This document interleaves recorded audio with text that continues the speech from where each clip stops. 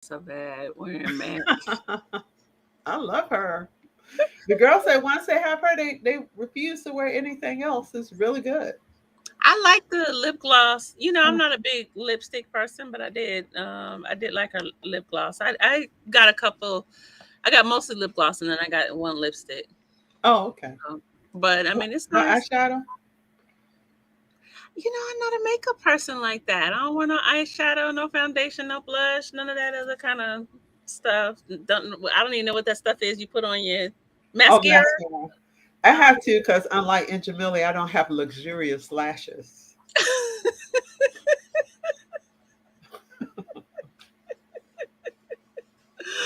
Okay, we'll get started and we'll just let the other women Oh, we're come live along. now. We're like, oh, I'm sorry. Okay, we're talking about Pat McGrath. See, that's how they know like we're real human beings. We talk about Pat McGrath versus Mac.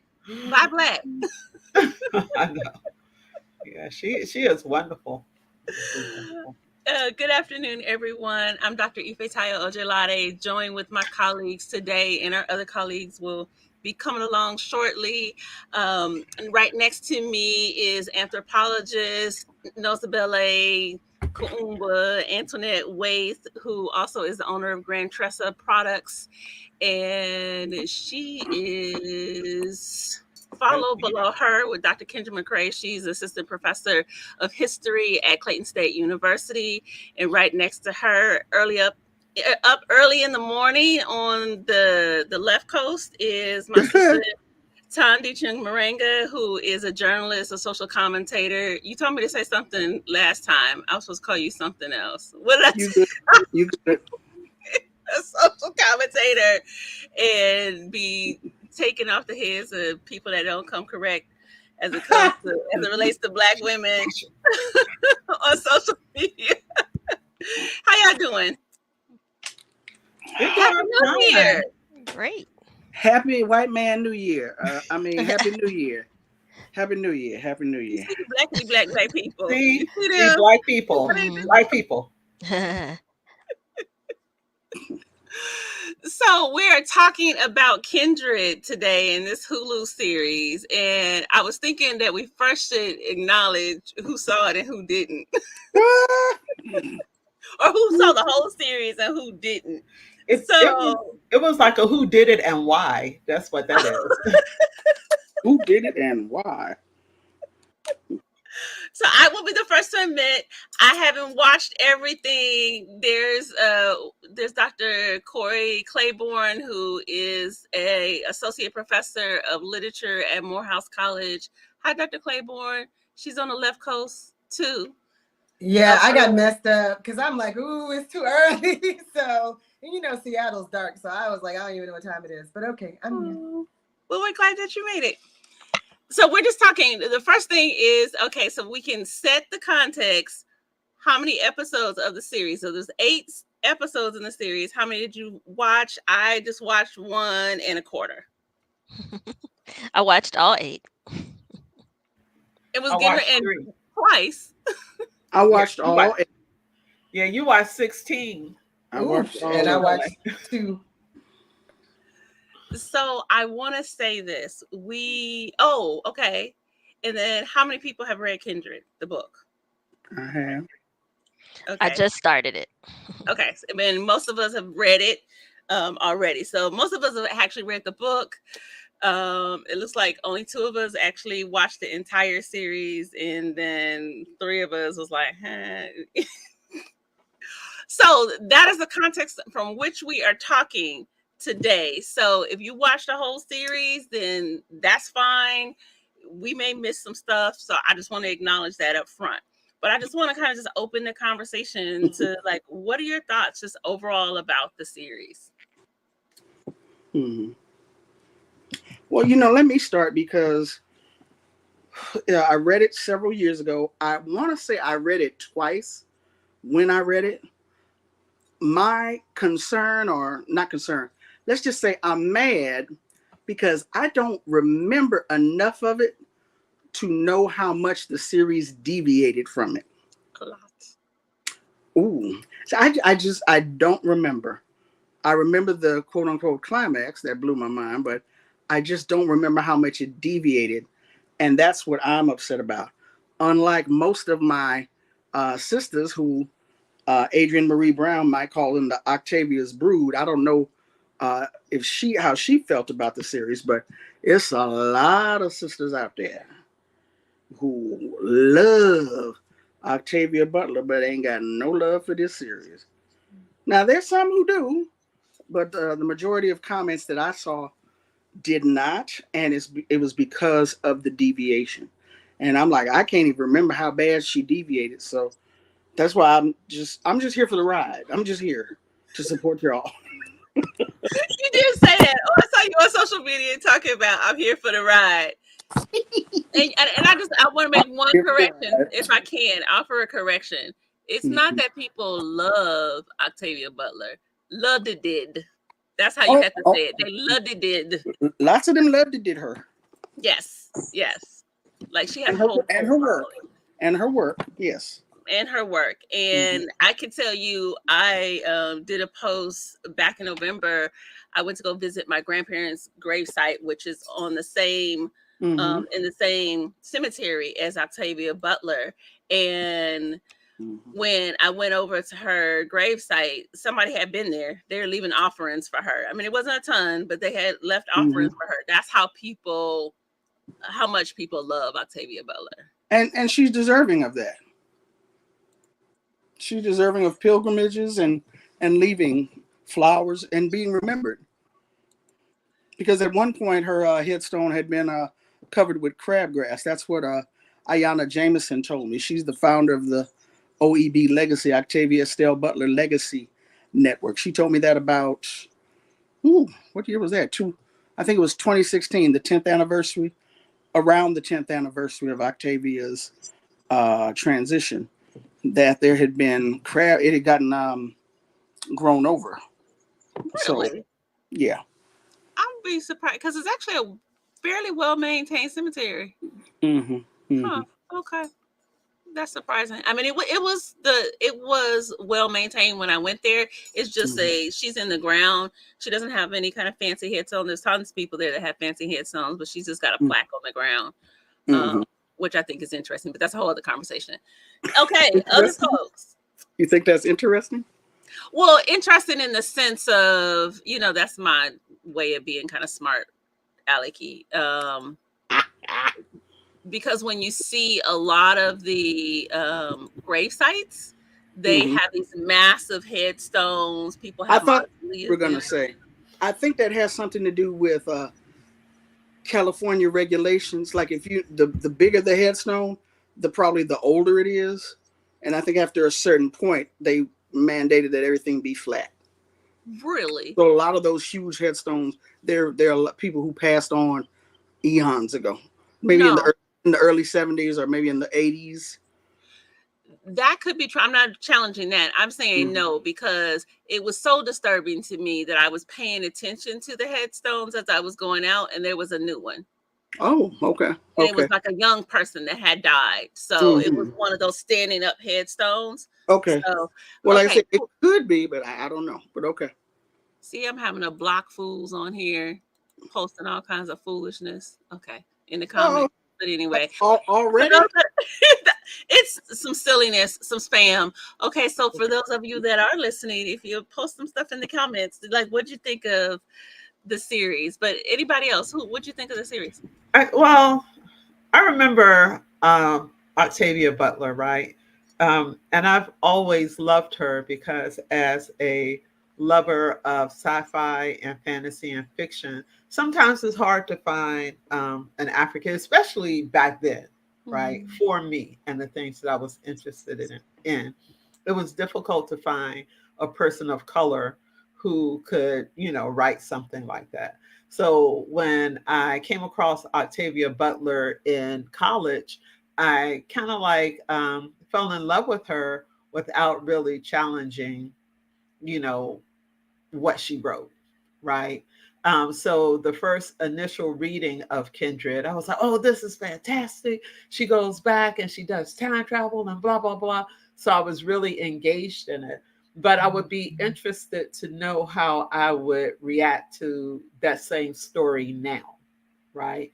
And I think it's really interesting because the whole issue of time travel is problematic for me, right? I think that when sci-fi writers dip into time travel, that it is they really look at it from a Western perspective, right? Because European people usually see time as linear, that you can, we're in 2022 and we can jump back into the 1800s because time is a line. African people and people of color, we don't see time as linear. We see it more as a circle, or in a lot of traditions as spirals stacked upon each other, right? So yeah, so that's problematic for me, the to be able to go back in time and to kind of fix something. I think in a way it's kind of like an escapist fantasy. And I would be interested to hear what you think, Corrie, in terms of the time traveler trope in literature. And also, Ife, what you think about time travel as a form of healing and therapy, right? Because a lot of times when people go time travel, they go back to fix something. They try to fix a wrong. They try to right something that was wrong, right? And I think as African people, we have a lot of stuff we want, African Americans, we have a lot of stuff that we want to right. And so I think when I first read Kindred, I read it as I interacted with that text as a form of healing, right? If I can go back in time and if I can do this or whatever, whatever. So, yeah, so I would be interested to see what you and Corrie think about those things. Well, it's interesting because I have not, so I did look at the African context within Octavia Butler and her sense of time. And this is what was unfortunate to me about the series, because they make it such a trope, right? Which, to Octavia Butler's point, is that we are collapsed. We are living in the time of slavery.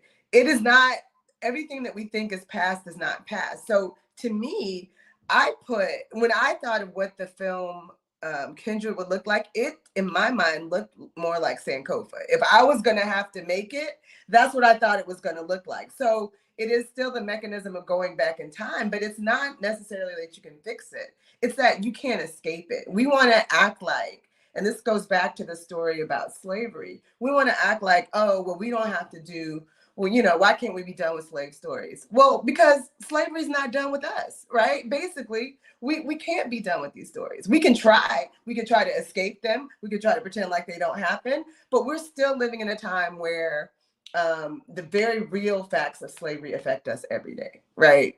And I think that's what, by sort of taking and even moving the time period, like, so it was very deliberate that she made the book set in 1976. It was the 200th bicentennial of the country.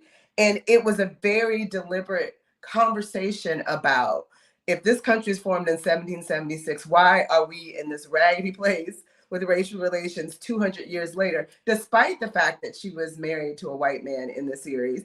And that was and they're not married in in the television series, but he's married in the book. And the question for that is that even when she was married to this white man, she was like, oh no, right? Like, she realized that there was inequities in where they worked. And even though they had the same job working in a factory in the book, all this other kind of stuff they brought up, like, that linked them back to slavery, about this idea about her labor as a Black woman. She was supposed to take that on. That went for her back to slavery. And I think that all of this thing, by making it a trope in the Western tradition in the series, I think it leaves out, some really great and important things, ancestral things that we need to feel, that get in touch with, I think, things that Octavia Butler was in touch with, that this person, whoever, I forgot his name, whoever made the series, just wasn't in touch with. So interesting. I see comments already. So I see Dr. Falami Prescott Adams. She said, I almost gave up on the first episode because it was so different from the book, and then I fell in love with it. It's the first time I enjoyed a story set in slavery time. And then I see Kendall Brown. I enjoyed the series. I loved it. So he heard me say that. I loved it, the book. I was surprised by the changes, like Dana and Kevin not being married. I was surprised by that too. I'll talk about that in a second. Kevin's family storyline, the noisy neighbors. I actually like the neighbors. That was interesting. So yeah, I mean, so we see that some people like this, some people like, okay. What about you, Dr. McCray? How'd you like it? Being that you're the only one that's watched the series twice. Well, 1.75 times. I did not like it. But I'm not a fan of sci-fi. So I was not into Octavia Butler. Although I know her significance, understand her significance as the first Black woman sci-fi to publish in the genre of sci-fi by some accounts. I don't like sci-fi. I'm a very big fan of historical fiction and documentaries. So the first time I watched the series, I'm watching for how accurately they hew to what I understand about the historical past. I see I see Dr. Claiborne like, girl, no, you had the wrong idea. So it was difficult because I was impatient and I was like, yeah, we know all of that. I sat there and read so many WPA narratives. We know this. We know this. So when I went back to prepare for the talk and I started to watch it again, read reviews on the importance of Octavia Butler's work, on her approach, right? I gained more clarity about why I didn't like it. So Octavia Butler is known for her unflinching look at the worlds that were, the worlds that are, and could be. She's no frills. She doesn't, my understanding is, tend to do the utopian approach, right? And for me, because I am so immersed in the realities of history. When I was engaging the miniseries like a leisure activity, and what I wanted in a leisure activity is either, well, is escape because I knew it wasn't history. So I would have, I think, prepared myself for the realities of the brutality of enslavement and the ways that chattel slavery and racial hierarchies and gender hierarchies affect our everyday lives today. But that's not what I got. Um, uh, I came looking for, this is sci-fi, and so in sci-fi, this Black woman is going to get some extra powers and she's going to get some get back. This is sci-fi and this woman going to be able to fly. And so when this man starts to try to beat her, she's going to fly away. And I didn't get that, right? But that's not what I understand. Now I understand that's not what Octavia Butler was trying to do. And now picking up the book, engaging the book, I understand more. So when she makes a comparison to, okay, it's not just the 200th anniversary of, the United States independence, right, in 1976, but it's also the heart of the apartheid regime in South Africa. And so when she says, Tom would have been right at home in South Africa, she's making commentary about the world, about our societies in that place and time. So I understand the book in that way. And it is easier for me in the second time of watching because I'm like, okay, homegirl is not gonna fly away. So what is Octavia Butler trying to convey in this moment? And that's one of the things I think that we all have to remember is like I was watching an interview after I watched the first episode. And so then I went back and watched an Octavia Butler interview, and she was making comments around people saying that she's a sci-fi writer. And she was like, I don't necessarily define myself as that, because we do think of sci-fi as like, yes, she's going to have like sparks coming out of her hands or doing that kind of stuff, and that or flying or something like that. And that's not necessarily how she writes. She's taking like Wild Seed. I hear that they're going to do Wild Seed, and so she's taking something like Wild Seed. It can be put in that sci-fi genre, but it's more like taking concepts of African science, African philosophy, African spiritual systems, and then talking about it. And because people don't necessarily understand it in a Western context, people see it as science fiction. And so even when I think about this concept of going back in time, like you were saying, Nozibele, we don't see necessarily time as linear. And it is not unusual for you to be able to go back and have an interaction with your ancestors, or your ancestors to come forward, and for you to, or you to know something in the future. And because of that, the way that we think about the world is a little bit different. And so I think in the book, not necessarily the series, what she's approaching is she's kind of collapsing time, and this understanding that we are in the present, the future, and the past all at the same time. And I don't know that that was necessarily captured. And I think, well, so I think there was difficulty. So I'll say this and then I'll be quiet and let y'all talk. Like, I had an issue with how this writer, I'll look up his name, the screenwriter. I listened to the interview, and how he decided to make Kevin and Dana not married in the series, where in the book that's like this cornerstone is that she's married to this white man.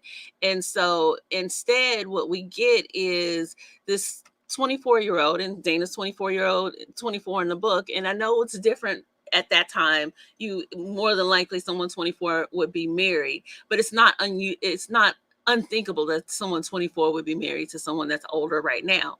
But instead you turn her into this chick that don't have no good common sense, and she meets some strange dude at a restaurant, let him take her home, and did she get with him?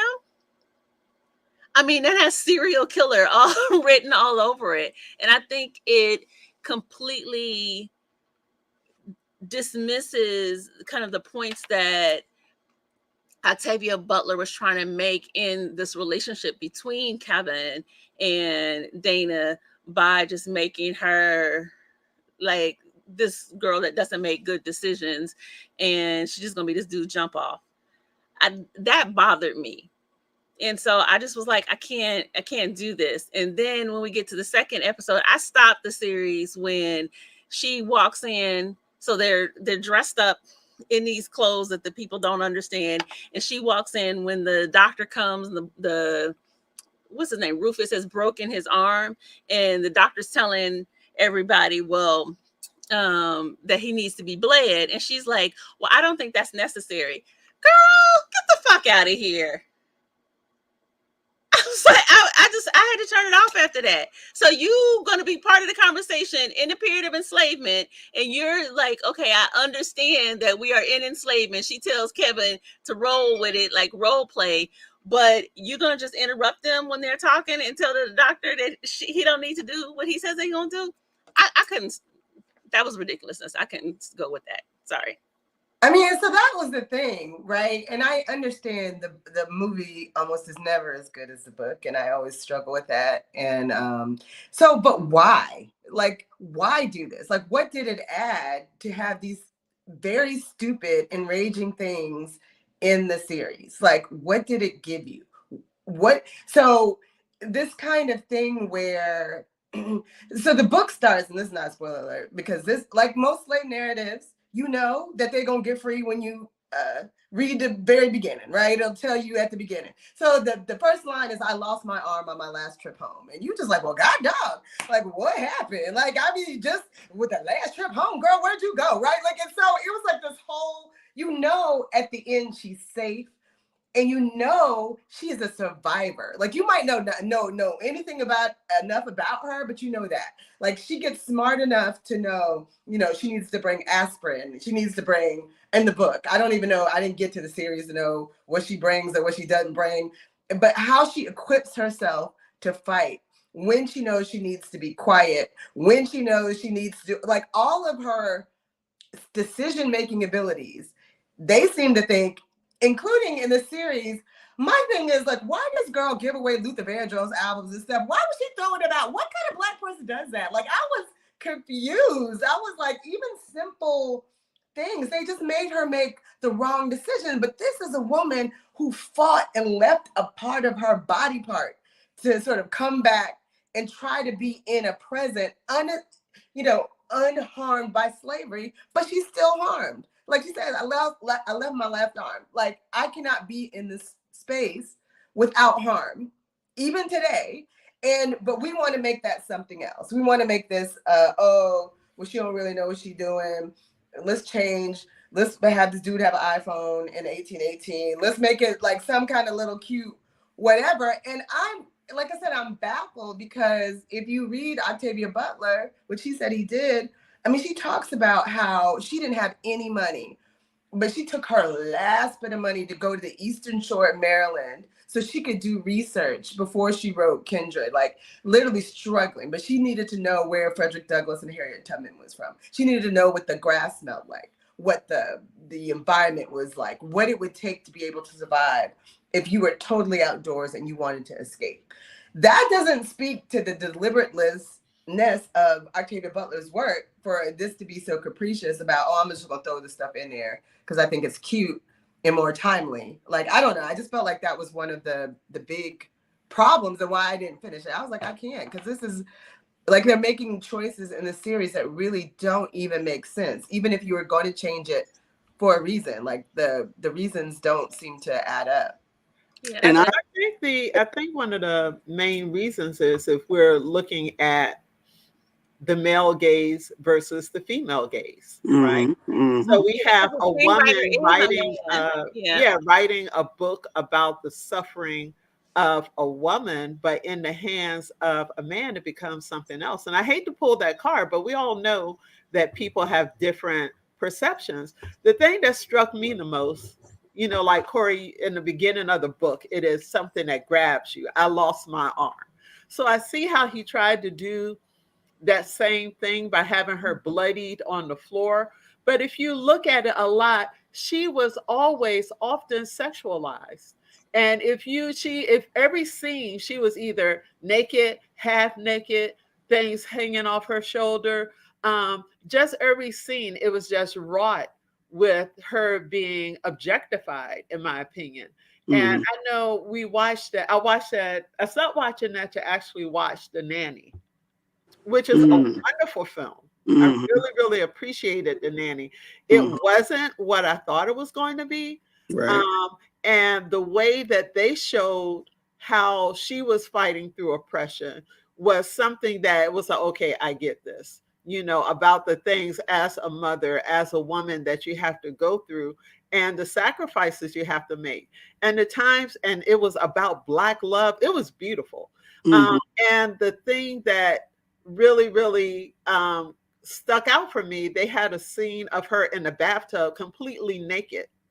And that scene was so tastefully done as opposed to what they had Dana doing in Kindred. Because I agree. I know, you know, when we take stories, we have to update them, right?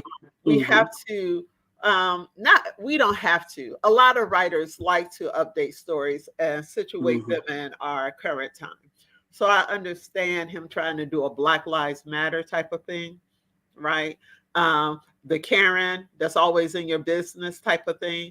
I could understand where he was going with that. Well, where was the Black Lives Matter part? I missed that. It's it wasn't in there. Obviously, I'm saying Oh, situating in a in a time with the police presence.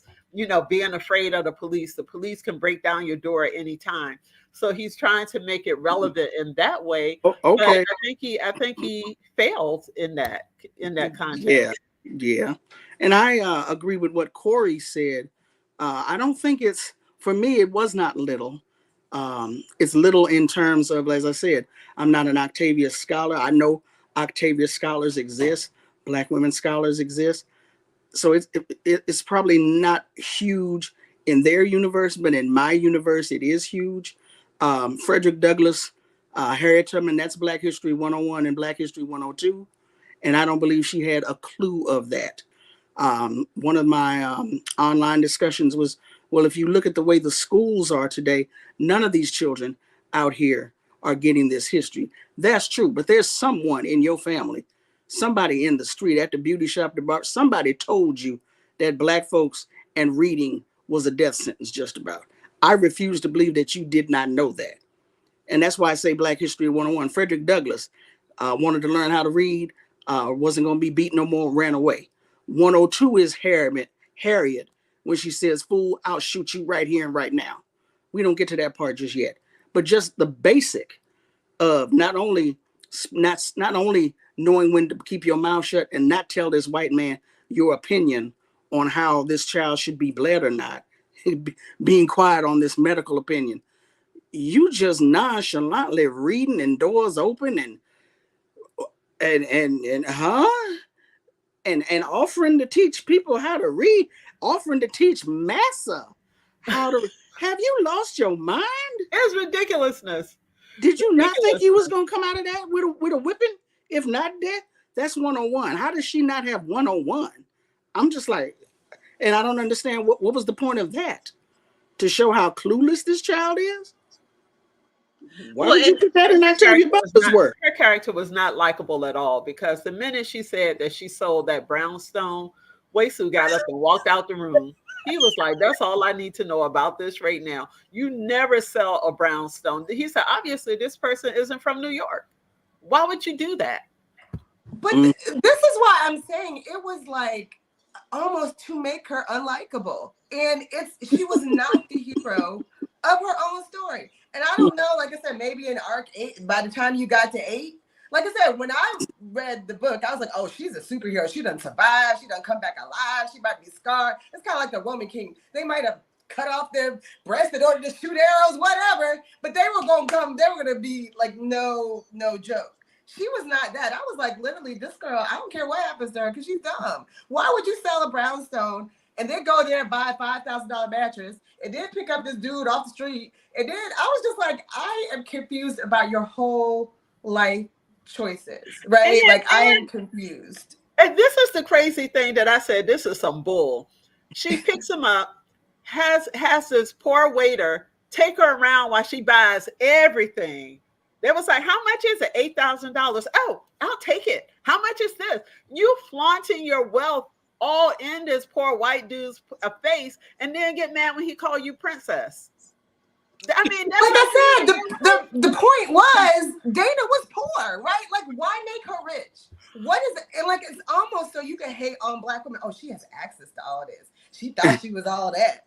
No, like she was struggling in the present day in the book, right? Like she was not wealthy. She wanted to write, and Kevin wanted to write, but they both had to work in a factory because they weren't given the ability to just do whatever. So I don't know. It just felt disrespectful, honestly. Yeah. Like, why even make it so that she can throw money around, and she has this legacy through a brownstone that her grandmother left her, that she does not even care enough about, knowing how Black people are being gentrified out of Brooklyn, or was it Brooklyn, to even sort of be concerned with keeping it or thinking about what it means to sell it. So you can go and live in wherever and buy expensive mattresses. Like, I felt like that her connection to her ancestors, and then to make the ancestors come back in the series in a way that they weren't in the book. I was like, why is her mother there? Like, this has nothing to do with anything. Why are all these people For what? Right? Like it almost, like I said, made her unlikable.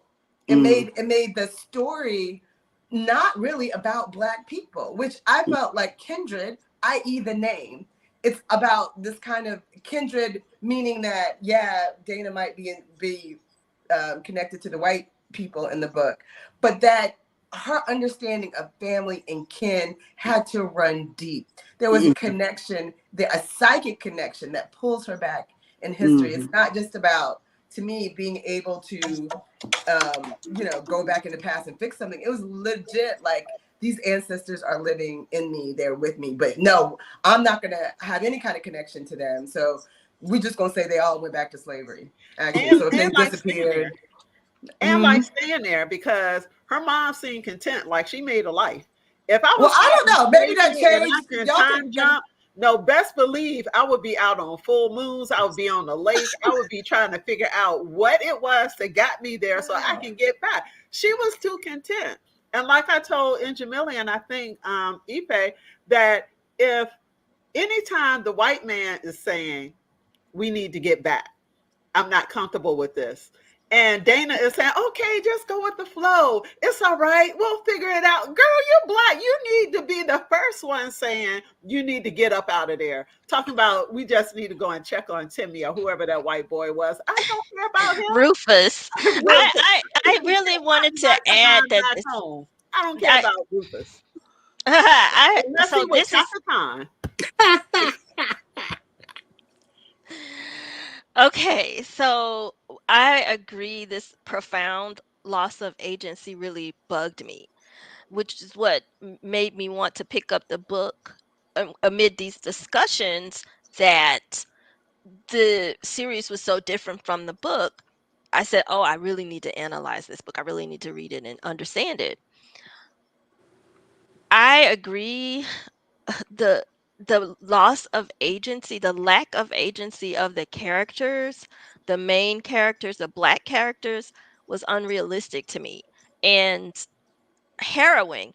This is what made the series to me feel like trauma porn, because decisions that Dana was making were shunting her or pushing her more and more toward, propelling her more and more toward experience the violence of chattel slavery, even though she's supposedly a modern day woman and she has this thing happening to her, so that time is collapsed and she's moving between past, present, and future, or past and present. I'm not exactly sure, but she's able to impact the future, right?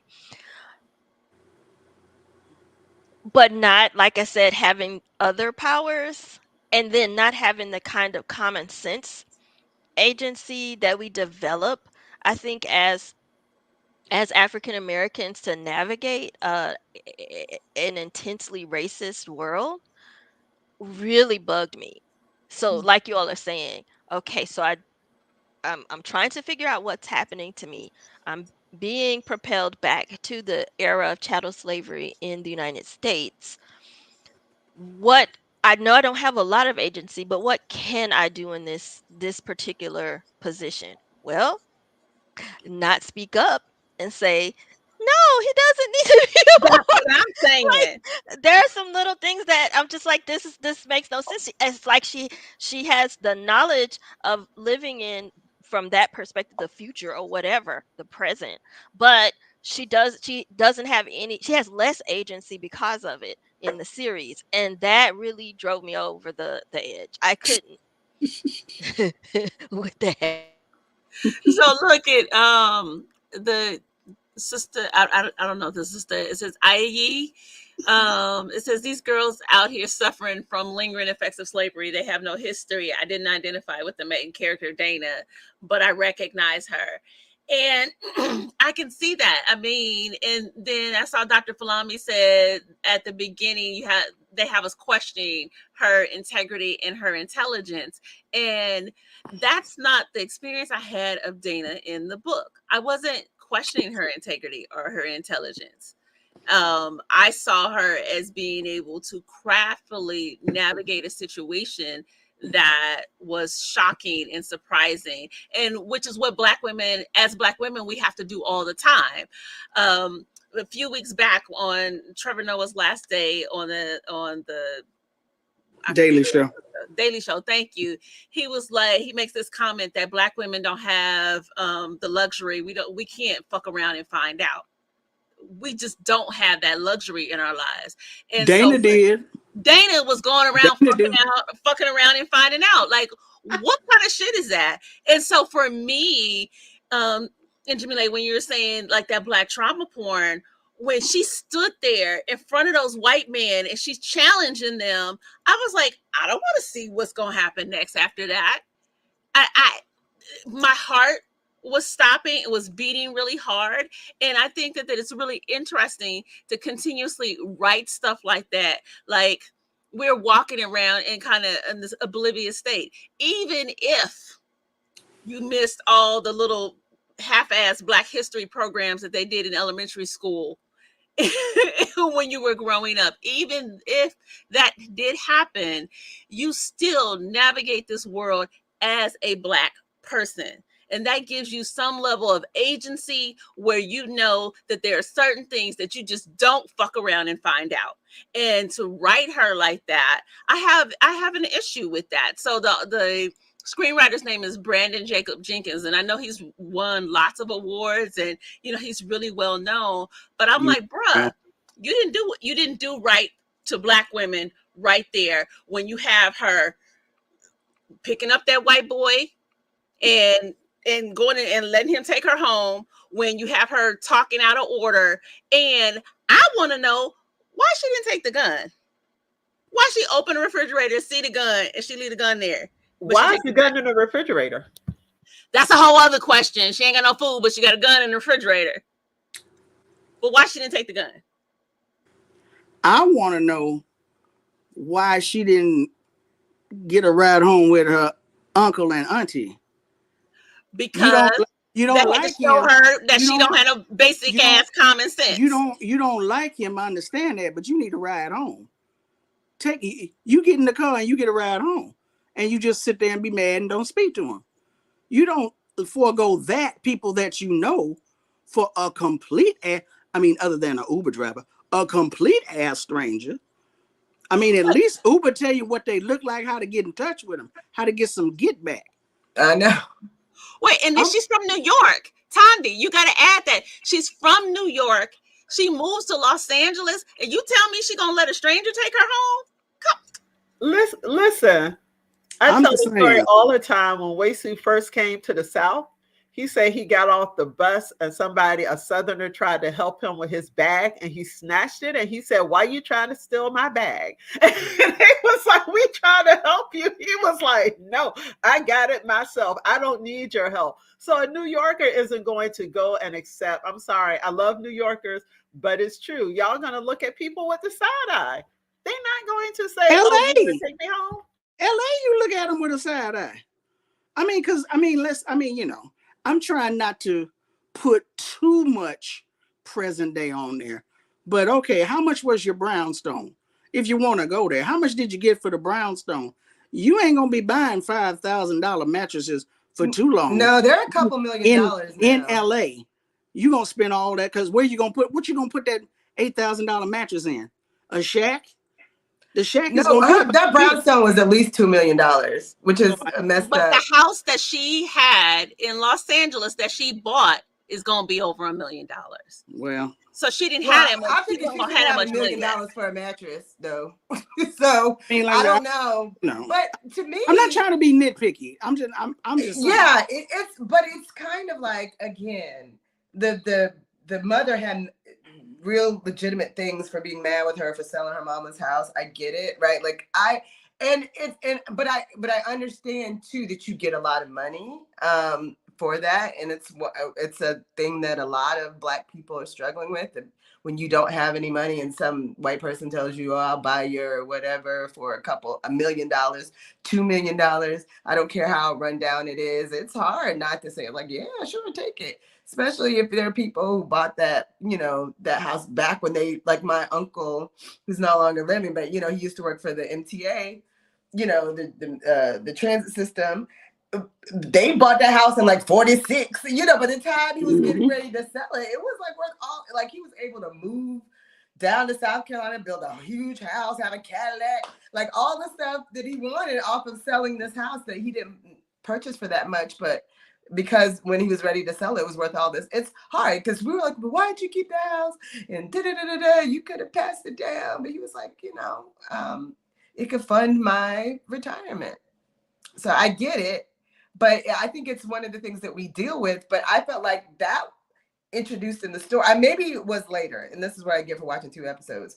But that is a struggle with kin, right? This kind of our part of our ancestral memory being inland, being in property that we own, that some of the times memory means, I think Ifeanyi and I were talking about that. There's like this Congo proverb that, where your ancestors not buried, you cannot build your house, meaning that you can't live in anywhere successfully where you don't have any ancestors in the ground or anywhere near there. And this kind of idea that if we're selling out of our ancestral land or the place that we have connection to move to places where we don't, that comes at a cost to us. And I feel like Octavia Butler knew that. This man, I don't think he don't care. He's like, whatever, and that, I guess that's the larger question. Do other people also know that, right? That some of this about keeping stories and connectional memory, and it's not about the house, it's about what it means to her story, that I feel like is really interesting. That Dana, who was, a writer, was really interested in telling, right? So I forgot what she was writing in the series. It wasn't about like... It was soap operas. Yeah, soap operas. Soap operas. That's even worse, right? Like, it's kind of like, so why? Never mind. I'm done. I don't have anything else to say. It's just stupid all around. It's dumb. Okay. Well, so I did actually. I saw a connection with the soap opera because remember she said she grew up with grandma watching soaps, and the way that part of the story was told, it resonated with me a lot because when I was home in the summers with my grandparents, or when we lived with my grandparents, everything stopped when her stories came on. So that for me, is very much a modern day ancestral connection. So I could see that one. I can get that, but couldn't get much else. I know that's right. Yeah. Well, I'm curious for Thandi and Jamila, since the two of you saw more of the series, what happened that... What happened? That's all I want. Well, I ain't gonna watch it. So again, like I said, I don't remember enough to know how much it deviated. So I can't really speak from that. But I tell you what I did appreciate. One of the enslaved women, I can't remember her name, but if you watch 20s on BET, you know her as the showrunner, the head producer, the writer. This sister was basically taking out old girls' babies. She was taking out the masses' babies. The woman kept having miscarriages, or the babies died young, and she just couldn't understand why. And it was because of old girl, the enslaved woman. And she's like, everything was fine till you came here. She was basically saying, you're up here saving these babies, and I'm up here trying to take them out. You messing up with the program. You need to go back to wherever it was you came from. And I was like, all right now. Okay. Yes. Sarah. But basically, obviously Dana has got to save Rufus, or else she and her family are not going to be. But I just thought I was like, okay, thank you. Yes, let's talk about this. She was losing these kids and it wasn't no accident. Okay. That's all right with me. You gotta go in a second. Yes. Okay. Yeah, Thandi, I appreciate that commentary. Because I like that. I like that take, and it wasn't I guess it was lost on me. I though wonder if we're not looking at a different perspective about ancestral connections that is being engaged in the series, which is that the white dude was an ancestor too. And so what do we do with that? That in and of itself is the stuff of horror, right? Yeah. So if there's this tension, right, in the way that we want this to see the story told. If we retold the story, we might highlight a character like Sarah because it has that, as one professor I was chatting with online said, that get back. Mm-hmm. Right? She Mm-hmm. embodies that get back that we want to see, that cathartic Mm-hmm. revenge, right? That we might highlight in the stories, but the storytellers are revealing a contradiction, right? A tension to us, which is what happens when the killing the babies kills the person that brought your folks into the world, like And it or not. I thought that was what was Octavia's original point, is that this slavery thing is complicated. It's not as no pun intended, black and white as we think it is, and it makes you stop and think. It made me stop and think. I was like, oh damn, she got to make sure that he survives so that she can survive. But Well, maybe. but the other woman on necessarily wasn't. She wasn't thinking like that necessarily. Corrie, I know you got to go. You got any last thoughts? No, this, just read is fundamental. I heard the next series is actually Parable of the Sower. I didn't hear Wild Seed, but Parable of the Sower is great. And at the beginning of that, and it's dystopian, so I think science fiction people will like it. But at the beginning of it, the main character does. Well, this is not a spoiler alert because literally on the first page, but she talks about teaching herself how to fly, like trying to learn this, and it's all about her survival in this dystopian world. So we'll see if they can do better. I hope they do, because Octavia deserves better, right? Like she deserves better than what she got. So Dr. Corrie Claiborne right. at Morehouse College, Bye, Corrie. professor in literature. Bye, Corrie. We'll see you next month. We all deserve better. Not just Octavia Butler, but I really want us to be a little bit clear about science fiction, because a lot of times people kind of like lump the science fiction genre with superheroes and all the fantastic, right? Because that's how it's Science packaged. fiction fantasy, yeah. Yeah. So it's science fantasy. It's anything that is outside of it's fiction based on things that can happen scientifically or things that would be taken outside of nature. So it doesn't have to be necessarily fantastical, like, they're not going to fly, but just the fact that an ordinary person has the superpower or the ability to travel back in time, that could be labeled as science fiction. So Ain't nothing wrong with flying. Ain't nothing wrong with flying in sparks either. Well, it is not, but yeah, that she was just crazy.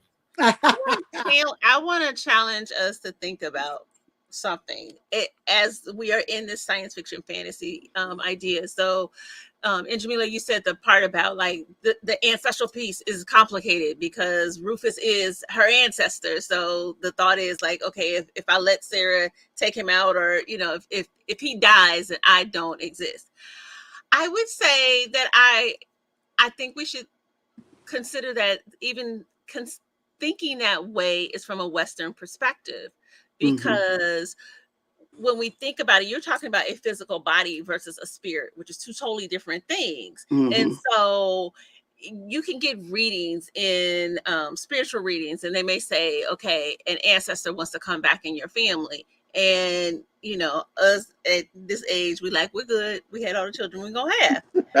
And so if that ancestor can't come through you, they just go through somebody else. That spirit will go through another person. And so that happens all the time. So this idea that Rufus has to survive for her to be alive is not necessarily accurate if we're thinking about it from an African spiritualist perspective. That may be true, but it is accurate in terms of what I think she wrote Octavia Butler It wrote is. It is and was trying absolutely. to get across. It Yeah, and absolutely is. Right. Yeah, it's that's all and I the. Go ahead.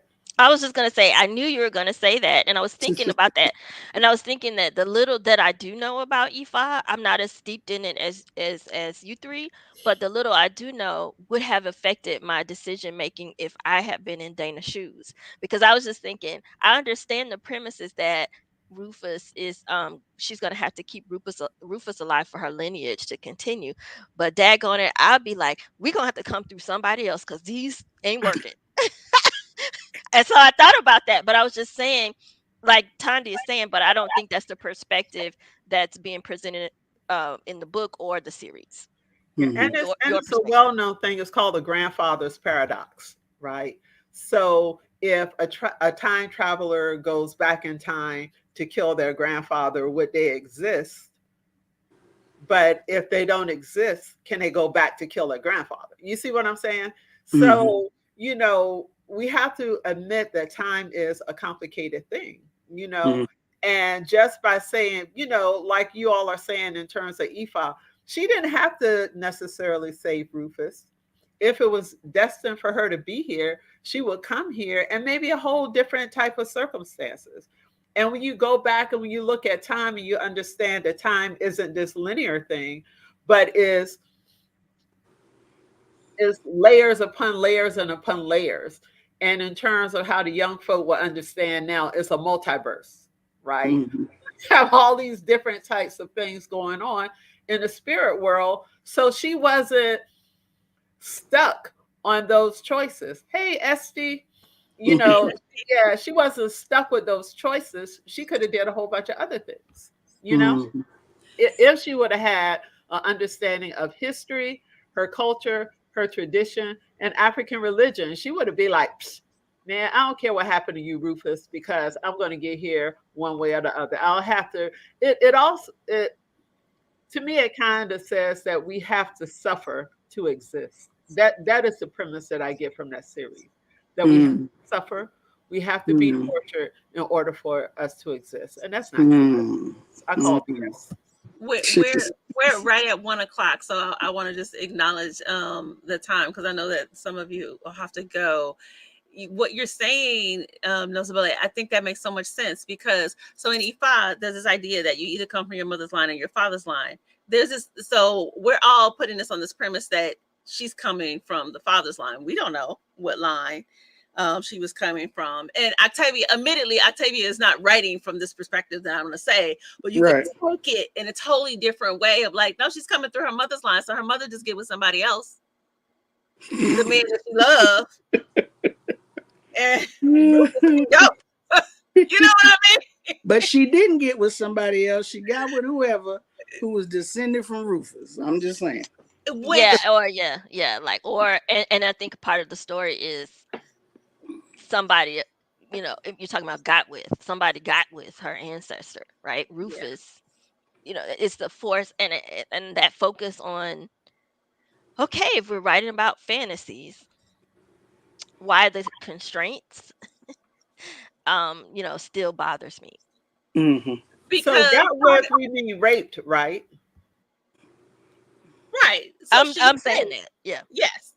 Yeah. And so if we're talking about fantasy and sci-fi, again, this is I mean, and this would be a critique of like saying could Octavia Butler do it different. So if you're gonna write it different, let's write it where she don't get raped. Like, that she comes through another ancestor. Like she goes back and she heals this thing and saves her great great grandmother from being harmed. I mean, there's all kinds of ways that we can write these things, but what we tend to do, and I think that's from writing from that white supremacist lens, even when we think or perceive ourselves as being free, is that we write within the constraints of white supremacy. So it has to be that her ancestor gets raped. Well, I agree, but again, not to get too much into presentism, I think we're missing Octavia Butler's place in our history, which is that she was pushing the boundary of those constraints, and there had to be an Octavia Butler before we can get some of the people who are writing today. For instance, Mhm. um, Masiki Scales. Also he's in African American studies, and I don't know if people may be familiar with him. Teaches at Georgia State. Mm-hmm. I had a short conversation with him about how he and his wife liked it, the series, and his wife had read the book, so we were talking about Masiki and I were talking about those perspectives, and he pointed out that some of the things that bother us, for instance, about her, I'm saying, this is my example, Mm-hmm. hooking up with this waiter to modernize the story. He felt like those were things that were meant to hook a younger audience, and so I don't know Oh, yeah. what you all understand about younger people, Gen, I guess it's Z now, but I hear from my daughters who are Gen Z, uh tail end. I think my older daughter might be the very, very end of millennials if you stretch it, right? But more Gen Z, is that hookup culture is really, really prevalent, and that according to their experiences, it's just that whole thing of, well, you're 24 and you should be married. It's very rare, right? And so Mm-hmm. it was probably a modernizing aspect of the story more than something to make Dana look hapless, right? From our old lady lens, Mm-hmm. and I'm just saying, this is not my opinion. It's just an observation. But Mm-hmm. in terms of looking from a white perspective, right? We were talking about Lovecraft, and he asked me, how did you like Lovecraft? And I said, I liked Lovecraft more. And I had to think through, and I was like, because there were things like when the main characters got into the thick of it with some white supremacists, monsters would come out of the dark and bite the white supremacist head off, right? The get back, right? And so if we're gonna have agency, let's have agency. But I think Octavia Butler set the groundwork for thinking differently about sci-fi. Like nobody had done it like she had before, and so to make Mm-hmm. commentary on present day society through the lens of slavery was groundbreaking at the time, and was reorienting that lens. I agree that it was probably done to quote appeal to a younger demographic. I'm still horrified by it though, because it's just certain things that I think you should have gotten from your mom, and you can either make the decision in the moment, my mama don't know what she's talking about, I'm gonna go ahead on and do this, or you'd be like, I probably shouldn't do that. Like, this is a waiter at a restaurant, I don't know you, I can come back later, I can get your number. So you just like I said, I understand it's probably for a younger demographic. um that don't mean I'm cool with it though.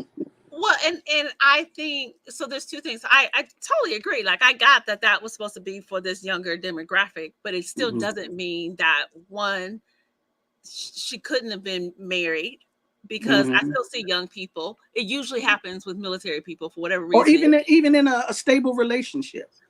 In a long-term stable Oh, relationship. mm-hmm, mm-hmm, But the idea of like just the hookup with a complete stranger, like you let your aunt and uncle, you beef with them a little bit, but you let them leave mm-hmm, and you hook up with the stranger, like it. You said, Jamila, earlier, I saw your comments in the chat. You said that you didn't question her intelligence, but her judgment. And so it's this thing of like automatically putting this out there. If you are appealing to this young audience, it's almost an attack on a young audience. It's like, see, y'all stupid. That's what I think it is for young Black audiences. Y'all stupid. This is the kind of stuff that y'all do. And it Yeah, doesn't. but I don't think that they would. Go ahead. I'm sorry. yeah, you're on Uh, mute. Oh no, go ahead and finish what you were saying. no, I'm finished. That's it. I don't think that the younger audience will see themselves as stupid when they see themselves. That's why I said earlier, I thought that he tried to update the story and put it in our time with those changes that he made, the way that he's situated with the Karens, and tried to give it an overall, Black Lives Matter feel to it, by making her stand up to white people, like that was really going to happen back then and there because we stand up to, are we supposed to stand up to police and stuff now? But when we do, we see what happened, right? So Mm. if some people stand to police, so she should have had the sense enough to know that that's not how you carry yourself and that's not how you conduct yourself. So I think with in terms of the young people, that I don't think that they would really see themselves as making poor decisions as much as this is how we date. This is how life is for us. You get Which with is a poor somebody, decision. That's a and if poor you like them, decision. you like them. If you don't, you One of the things that always intrigues me is when you have a situation where, for example, it's like there's a glimmer, right? There's a glimmer of a good decision, but then you keep going back making these bad decisions. Like she's in the bedroom with Rufus, and I guess whatever this is, the event that's happening downstairs, and the little white girl is, she doing her what we would call the Miss Ann. I know I'm dating myself. She doing her Miss Ann thing. Talking about come here so I can slap you. Saying that to Dana. And whatever it was, I forgot what Dana said to her, but the little girl runs out screaming. Dana, now in that moment, she has enough clarity. She said, all right, now, Rufus, you going to pretend that didn't happen. You got my back, right? She got enough clarity to tell him, okay, get with the program on this one. But then she's acting like there's no program to be got with in other instances? Really? Mm. Yeah, she said, Mm. um, she's Dana said, "Oh, so do I get to slap you back?" Okay. Yeah, And, that's what and, she and, said. Yeah, and the little girl ran screaming from the room. yeah. Screaming. I was like, okay, that's not what I would have said to her. You know what I would have said to the little white girl. don't. This But the was point, the point being, oh, go ahead. What were you gonna say? Now you back on mute. I was just saying that this was, um, whether they wanted it or not, this was the Dave Chappelle Time Travelers version of Octavia Butler. I don't know if you saw the Dave Chappelle Time Travelers when they went Mm-mm. back in the past and the white person said something. They took the gun out. They was like, "What you say, player?" They shot. That's what this was. That's what version of Kindred we saw. Well, so I okay, I'm gonna again advocate for looking at a different view. Mm-hmm. So notoriously, we I don't know if it's just historians or what, say, oh man, we're always saying what we would have done back in the day, what we would have done, but we don't know what we would have done. And Right. I think a part of this story is, I would have done this, but if you had done that, then we wouldn't exist as we do today. Right. Because okay, so no, I think it's difficult for me because, or maybe it adds another dimension because I'm, of course, looking for my subjectivity. Mm-hmm. And um, I did some reenactment when I worked at the Atlanta History Center and at Alabama's Constitution Village. And it was very, very difficult, one, to avoid thinking in a presentist way. And I was often challenged, like when we were decompressing afterward, right? So we would try and have these first person conversations, and I would try to remember, okay, I can't do this, I can't say this, right? Um, so I can't say, for instance, talk back to this guy or offer this guy medical advice from a presentist perspective. But then I would say something, we would go down these rabbit holes of, well, if I just do this, then I can get my freedom. And one person questioned, who was also reenacting, questioned, how do we even know that we would have had that concept of freedom at this point in time? Like, how do we know? So it's hard to know what you might do in a certain situation. Because I remember several instances of going into blind rage when the white guy was playing his role at that time. you know, and that's just in the reenacting. Let's not talk about real life. Like one time when the police said, "Oh, so you think we the police?" And I was like, "What?" You know, and my husband was like, "No, no, no, no, don't emulate, don't." You know, so you know, that's in the present day. But when I was reenacting, it wasn't always as easy as I think we would imagine to put our whole selves away, right? Hmm. And then and think and do in a way that we feel like our ancestors would have done or would have needed to do at that point. Sometimes yourself, your true self just comes out. And I think it's realistic that if Dana's true self would be like, huh, do I get to slap you back? You know, then think, oh, wait, I gotta fix this. Rufus, you're on the same side as me, right? I do think that that's a bit more realistic than we would like to think. Well, No, so no, I no. want I to thought it was challenge. realistic, but it also showed me that so you do have some good sense. You do have some good sense. So you should know not to offer to teach the white man to read. So there's a couple of things. Estee, I wanted to make a comment about Estee was saying her peers were enjoying this series, and that she Mhm. said, I will say that the updates have really resonated with folks that I've talked to, which I find interesting. I don't even think those things stood out to them. I thought of it less as generational and more contextual, but that is probably generational. Yeah, I think it's Um, definitely generational. Absolutely. I think what Jamila said is really interesting, and I'll say this, and then I'll get your last comments as we get ready to wrap up. So yes, I agree that sometimes people are, like they want to jump bad, and they say, well, if I was back there, then I would have done X, Y, and Z. And I saw these shirts a couple of years ago that were just real disrespectful, and there was like, I I forget what it said, something like I'm not my ancestors, or Mm-hmm. you It's some, remember those shirts? some dumb shit. I remember. Yeah. Yeah, I mean, basically, like, oh, I'm gonna do something different than what my ancestors did. Mm. And I think then we get conceptually locked into one perspective. Mm-hmm. Folks was fighting. Folks were But killing. it's based Folks on were resisting. it's based on a popular notion or popular quote unquote popular culture presentation of our history.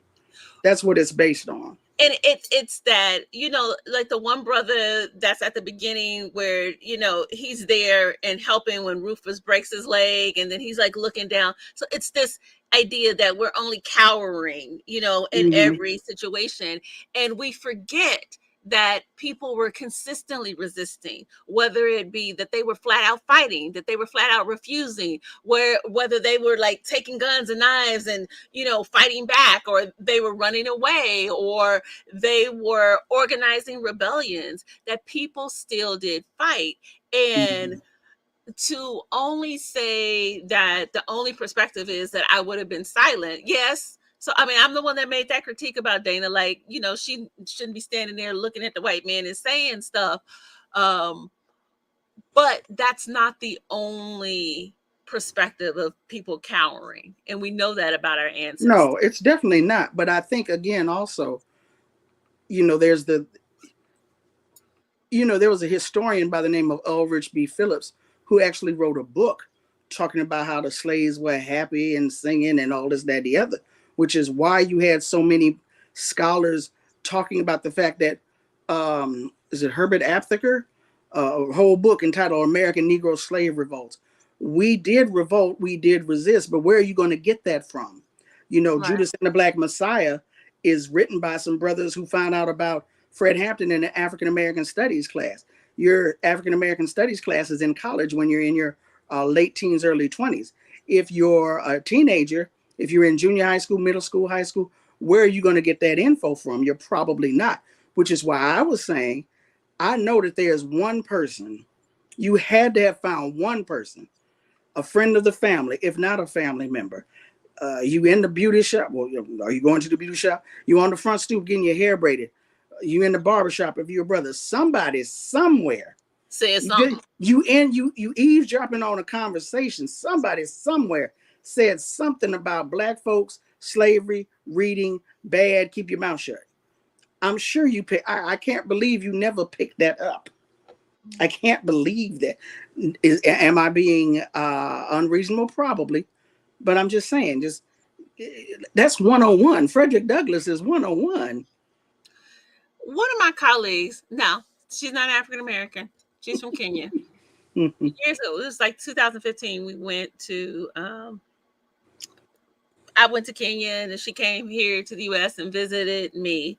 And I love you, sis. If you watch this,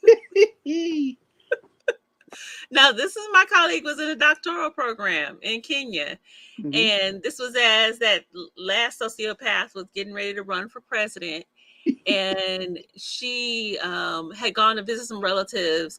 And she said the relatives, who were also Kenyan but living in the United States, were like, these people basically saying all this racist stuff, and this isn't even their country.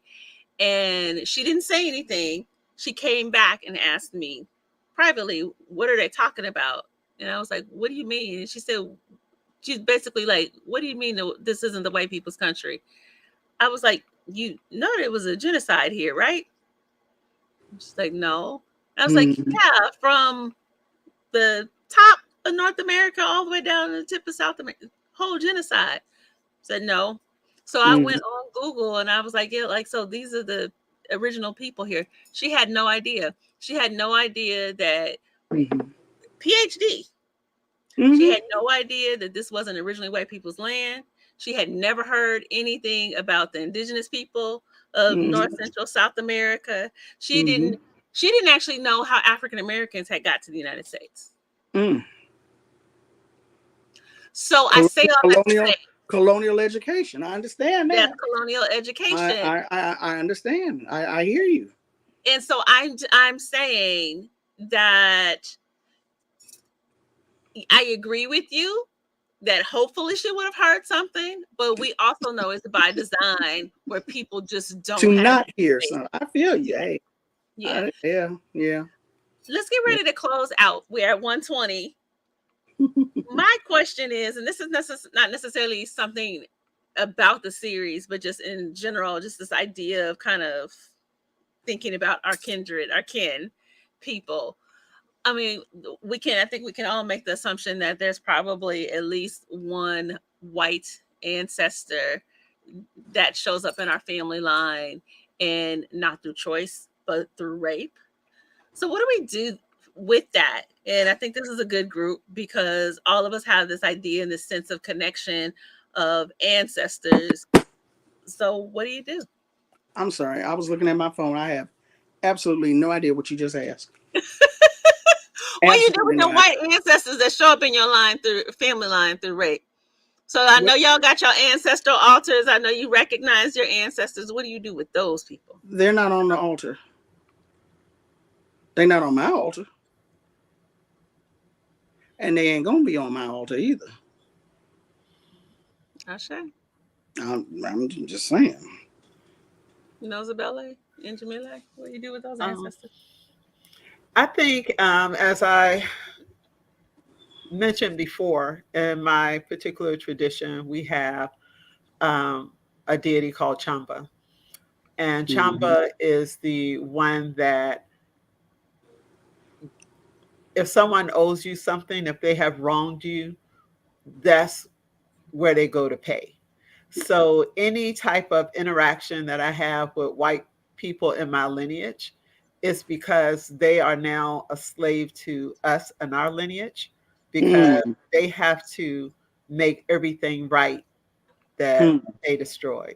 And in terms of fighting, being a descendant of people who come from Southampton County and Nat Turner, and actually having a relative in my family that was a co-conspirator with Nat Turner, I am well aware of having, and being from Virginia, having that fiery and the repercussions of that talkback. Because speaking of kindred, my family lineage stories go back to people who stood up in various times in our history and was punished for it.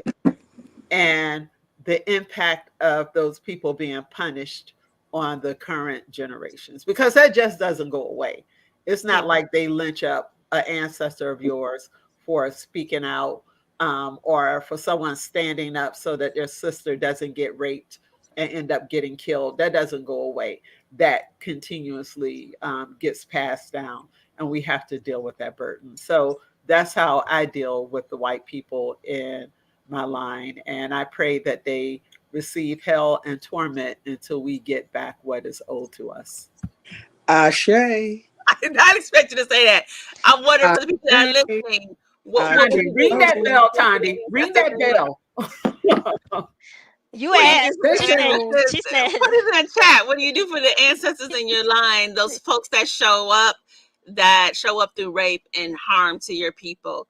Wow. Okay, Dr. McCray, close us out. oh no, I was just saying, Nozibele said, Ifetayo, you asked. And she told you. You Yeah, asked. Yes, you you did. asked. Yeah. I actually don't know. I don't have them on my altar, and I don't even think of them as my ancestors in this context. So if I'm doing like a family history diagram, or a family diagram, genealogical diagram or something like that, of course I don't forget, but in terms of ancestor reverence, I don't even think of them, and I think that's why I brought that up earlier. So I don't call them. I have a kind of a complicated situation. Y'all know I've been doing ancestral family line work for many years. And so I have a line in my family of people that did not, that weren't enslaved. But they clearly, you can trace it back to like the 1200s and some white folks in England. And I'm not really clear about that. And so I don't call those names because I don't know where the jump happened. All I know is like some of the early censuses that were taken in this country. You can find my ancestors on it. It's wild as hell, and they're listed. You can see my ancestors' names, and they're not enslaved, and I don't know what the deal is. But I think it speaks to those complicated relationships that we have, and that's what Dana was dealing with in Kindred, tying it back to the book, is that she's dealing with this complicated relationship with Rufus and his father and these two horrible people, but she descends from them. So she's got to do something with that. And all of us at some level have that. Some people, like Estee says, she doesn't do elevation work for people that have been harmful in her family, even if, she biologically descends from them. Some people do it that way. You see Nozibele got a whole prayer that she has for the people. which I'd like to borrow, by the way. And for me, I just simply haven't done anything with it. I recognize that it's there. I know that there's some kind of, like I said, some type of jump that has occurred because they show up white and then they're free Black people. So somebody did something somewhere, and I have not figured it out. And it's just there right now. So the complicated fun stuff of doing ancestral work. And I think all of us run into those kinds of things. So, ladies, thank you. This has been a good conversation, even though all of us didn't even actually see the whole series. And let me say also, I was telling a friend, there's very little that I actively boycott. If it makes a season 2, I'm going to watch just to see what the hell they're doing. I would watch season 2. Same. This conversation has been very fruitful and really, really given my perspective on the series a lot of depth. And I wasn't actually boycotting it, even though I wasn't talking about you. I wasn't talking about you. I could not do it. I could not. I physically could not. When I saw, like I said, I stopped when Dana did the whole interrupting the doctor thing, I pressed pause and I kept saying, because I try to be a person with integrity. So I said, I can't come and talk about the series if I don't watch it. And so I kept going back, and my finger would not press the button to make it go. And the only way that I actually found out what happened is, you know how sometimes you leave up the screen and you may actually click on that tab. So I was watching something else and I clicked on that Hulu tab and I hadn't closed it, and it started playing automatically, and I turned around and that scene, and I was like, oh, okay, I saw it got resolved, because all I thought was some brutality, some horrible brutality was going to happen as soon as she did that. And I didn't want to see that kind of trauma. And so I watched it for a few more seconds. I got to old boy pulling out the iPhone, and I was like, you know what? I think I'm good. I think it was Nozibele who mentioned Nanny, but I feel like Nanny really would fit into a larger conversation about these types of psychological thrillers, fantasy, you know, sci-fi, whatever, what have you, types of depictions on screen with African and African descended people centered. Yeah, I enjoyed Nanny. I did I'm too. down for the discussion. I don't think that I can watch it. I think I've had, when you described it to me, I was like, yeah, no, sound like some trauma porn. I can't do it. I would have beat that girl's behind all over LaGuardia, over the highway to JFK, and would have beat her butt coming back. I'm talking about the one who came over from Africa and ain't told nobody nothing. Yeah, no, that wouldn't happen. Other than that, though, I enjoyed the film. Because we're talking about perspectives on how death is treated in these stories, how life is treated, how time, how ancestors, how spirits come in through our families. And I wondered, I guess, that'll be another conversation for another day, but Thandi, whether this Nanny dealt with that sort of non-European perspective on ancestors and spirits and how they're coming through us and our lineages in a more African-centered way. Well, I guess that we can discuss it. And for those that are listening, or if you listen to this later, if you want us to review something else, let us know. We're always doing, it seems like we do a lot of movies, but we do all kinds of stuff. So let us know what you want us to talk about. We just giving our perspective. You ain't got to, it's not law.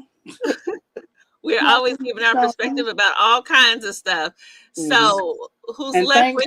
Thank you, sister, for providing this space for us to do that.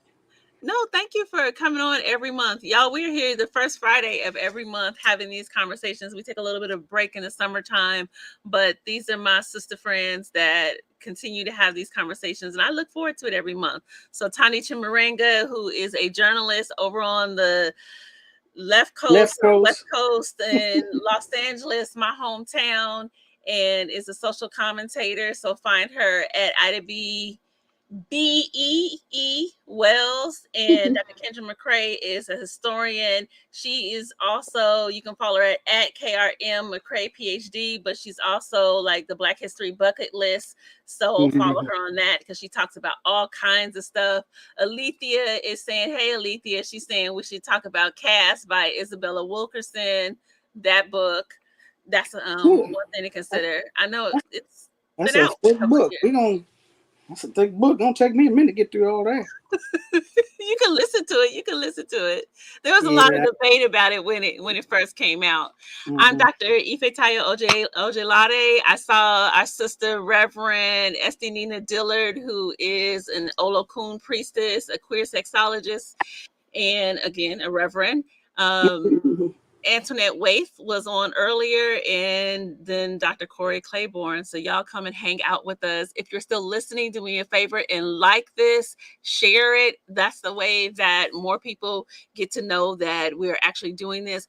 Oftentimes people actually miss this because on the platforms that we're using, then they're not necessarily putting out the notification that we are live. And so sometimes people, lots of times, most of the time what people are doing is that they're going and seeing the refund, what do you call it? What do you call that? The rerun. The rerun of it. I'm saying the refund. So if you share it and like it and comment, then that gets our numbers up so that people can have access to it. We will see you next month on Black History Month. Take care.